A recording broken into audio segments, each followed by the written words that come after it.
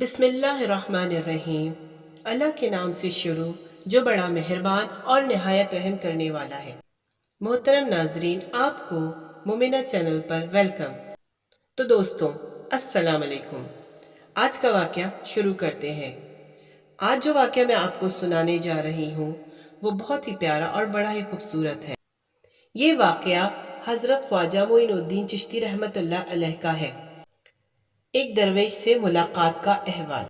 حضرت خواجہ قطب الدین بختیار کاکی رحمۃ اللہ علیہ فرماتے ہیں کہ ایک مرتبہ میں مرشد پاک خواجہ خواجگان حضرت خواجہ معین الدین چشتی رحمۃ اللہ علیہ کے ہمراہ سفر حج پر تھا، اور ہم حج بیت اللہ کی سعادت کے بعد واپس لوٹے تو ایک شہر میں ہمارا قیام ہوا، جہاں ہم نے ایک غار میں ایک بزرگ کو دیکھا جن کی آنکھیں کھلی ہوئی تھیں اور وہ آسمان کی طرف دیکھ رہے تھے، اور وہ سوکھ کر کانٹا ہو گئے تھے۔ ایسا معلوم ہوتا تھا کہ جیسے کوئی سوکھی لکڑی کھڑی ہوئی ہو۔ یہ حالت دیکھ کر خواجہ معین الدین چشتی رحمۃ اللہ علیہ نے فرمایا، اگر کہو تو چند روز یہاں قیام کیا جائے۔ حضرت خواجہ قطب الدین بختیار کاکی رحمۃ اللہ علیہ فرماتے ہیں کہ میں نے ادب بجا لا کر کہا، بہت خوب، اور پھر ہم نے وہاں مہینہ بھر قیام کیا اور ان بزرگ کی خدمت کی۔ اس دوران وہ بزرگ صرف ایک دفعہ ہوش میں آتے۔ ہم نے کھڑے ہو کر سلام کیا۔ سلام کا جواب دے کر انہوں نے کہا، دوستو، تم نے بڑی تکلیف اٹھائی، لیکن تمہاری اس تکلیف کی مکافات ضرور بلند مرتبہ ملتا ہے۔ حضرت خواجہ قطب الدین بختیار کاکی رحمۃ اللہ علیہ فرماتے ہیں کہ اس گفتگو کے بعد ان بزرگ نے ہمیں بیٹھنے کو کہا۔ ہم بیٹھ گئے تو انہوں نے باتیں شروع کی۔ کہنے لگے، میں شیخ محمد اسلم توسی رحمۃ اللہ علیہ کے فرزندوں میں سے ہوں۔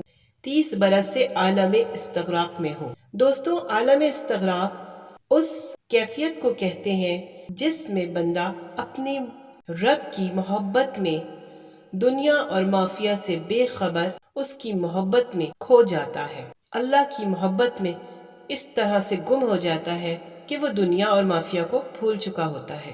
تو اس شخص نے کہا، 30 برس سے میں عالم استغراق میں ہوں، نہ دن کو دن جانتا ہوں، نہ ہی رات کو رات جانتا ہوں۔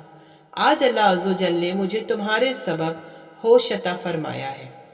اے عزیز، اب تم لوٹ جاؤ، اللہ عز و جل تمہیں اس تکلیف کا بہترین اجر دے گا، لیکن ایک بات یاد رکھنا کہ چونکہ تم نے بساط طریقت پر قدم رکھا ہے، اس لیے دنیاوی اور نفسانی کی طرف کبھی خواہش نہ کرنا، خلقت سے ہمیشہ کنارہ کش رہنا، اور جو چیز تمہارے پاس تحفتاً آئے یا میسر ہو اسے اپنے پاس نہ رکھنا بلکہ راہ خدا میں خرچ کر دینا، اور خدا کے سوا کسی غیر میں مشغول نہ ہونا۔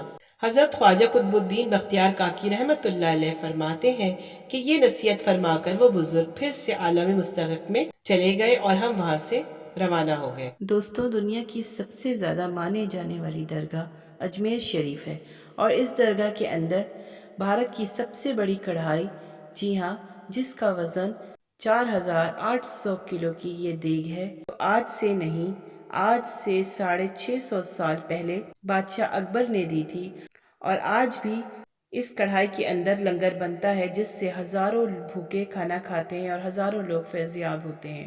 ان کی دیگ بہت ہی مشہور ہے، اور پورے ہندوستان میں ان کی درگاہ پہ دور دور سے لوگ آتے ہیں، اس دیگ کی بابرکت لنگر کھاتے ہیں۔